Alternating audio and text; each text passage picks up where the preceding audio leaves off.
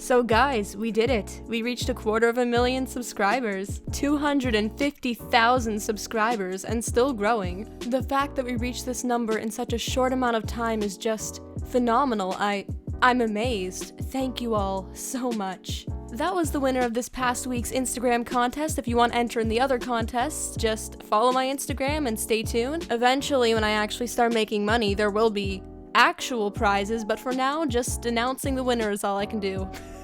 Alright, enough babbling on, let's get into this.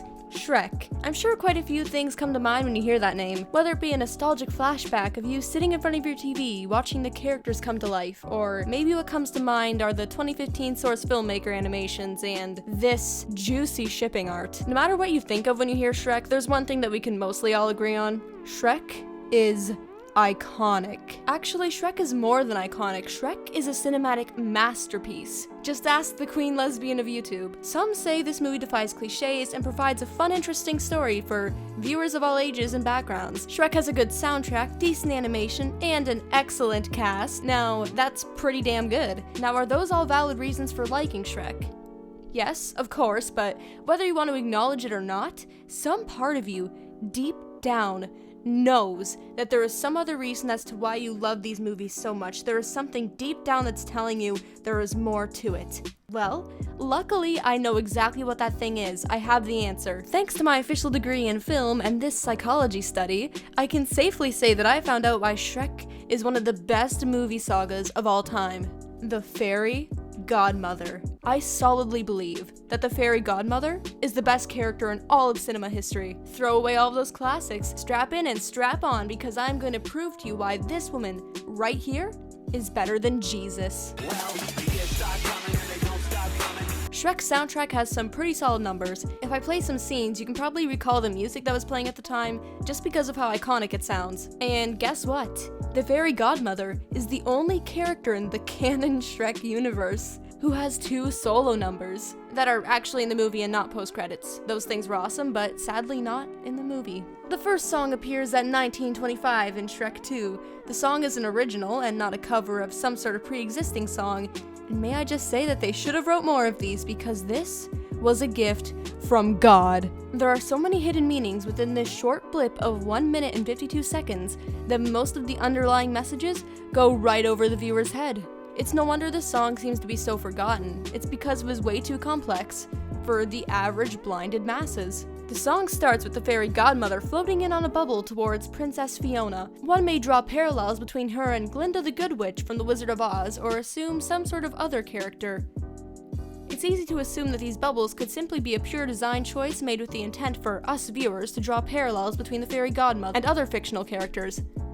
In actuality, the bubble represents illusion, and when the Fairy Godmother lands before Fiona, her bubble literally burst, like the illusion of the Fairy Godmother is about to be destroyed. And boy, is this accurate, because this smiling hoe right here, yeah, well, we find out that this chick is actually conspiring a complex murder plot of Fiona's husband, a complete kingdom takeover, and she's going to force her to fall in love. But she looks kinda like a respectable lady, so I guess it's okay. The main part of the song starts off with the Fairy Godmother trying to earn Fiona's love and trust by showing her all that she has to offer. We also see a superficial side to her as she says, "With the flick of the wrist in just a flash, you'll land a prince with a ton of cash," equating money with the happiness she has to offer.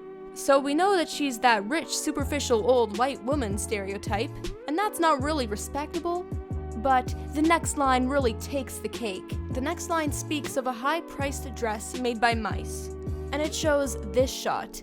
Now from what we see here, we can look into this a bit deeper and realize, holy shit mate, that's a fucking sweatshop. The mice are being used to make dresses because of their tiny hands, just like the children in the Maverick merch sweatshops are being used. So now we know that this Jimmy Neutron ass looking bitch is superficial and probably owns sweatshops. Every day, I struggle because I know that there are people out there who struggle to put food on the table. They're just fucking mice. We need an end to this brutality. Please, rise up. Show that you care. The rest of the song is pretty much just about the fairy godmother trying to play on Fiona's insecurities. This technique is exactly what makeup brands do to unsuspecting, poor, insecure little girls. This hints that the fairy godmother could actually be a living representation of the media itself. Maybe this sounds like a crazy conspiracy theory. Well, in that case, hit up Shane Dawson and watch this, because this shit is going to get spooky. She's talking about superficial stuff, is an old white woman, supports sweatshops, and promises a bunch of changes for Fiona that can be achieved with fame.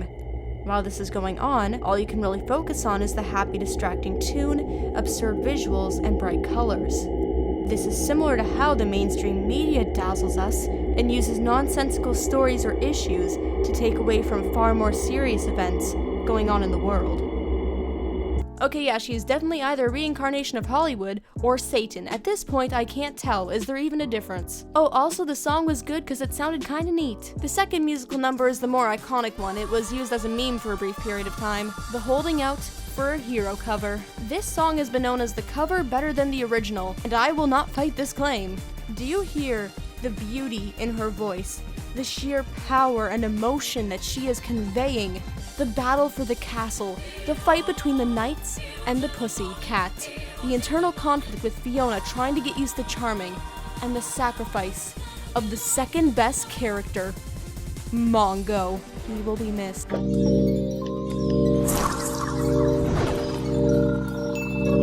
Today on Watch Mongo, we are going to be counting down the top 10 saddest anime deaths.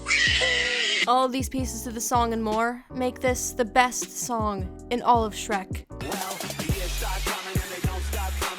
I know the fairy godmother is the most evil, stanky-ass woman you will ever meet, but hear me out, guys. She can be relatable. In the first scene we see her and she's giving some serious stink eye, and I mean, she sort of has a reason for this too. Shrek's dirty green sausage fingers were this close to touching her nails. Bitch almost died. But not yet, that's for later. Shortly after this scene, where the smelly ogres are fighting over packing, the fairy godmother kidnaps Fiona's soy boy of a father, and she sits in the carriage with her man-child son, Prince Charming, and gets upset with Harold. She gets so upset that she does the worst possible thing any human being could do ever. An absolute atrocity. She quits her diet and eats her feelings. Okay, but me too relatable, I'm sad now. A very relatable thing that I've noticed is that her nostrils flare out many times in the movie. Us humans have nostrils that flare out on certain words too. We open our nostrils more to breathe, she has nostrils that move, and we have nostrils that move. She is a relatable god. All of what I just said is relatable, but that's not what makes her the relatable fairy goddess that she is. The most relatable thing she does happens near the end of the movie. She gets up and she fucking dies. There's nothing more relatable than death. You either randomly die of a tragic accident, or you end up with your dick in an electrical socket. Her life was cut short. Let's have a moment to remember this inspirational lady.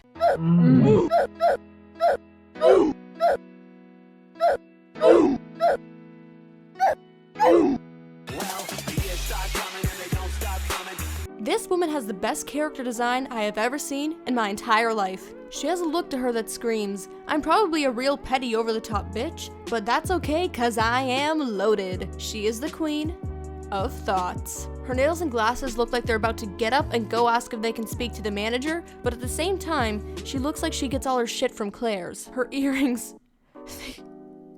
her earrings fucking match her wand. She has random ass sparkles in her hair, and the only reason for that would probably be to assert her alpha thought status upon those who cross her path. The alpha thoughts really are ferocious creatures. Now these are all interesting, contrasting design features that complement each other at the same time, and I think play off of each other quite nicely. But as for the real reason to why I appreciate her design, she's the master of copy strike avoidance. Her character looks like it was ripped from the 3 fictional icons I'm about to mention. Cinderella's fairy godmother obviously was the main inspiration for her character, so we know that much. Ursula, another Disney character, which I'm surprised they didn't get copy striked, and also this legend that I mentioned previously, Jimmy Neutron.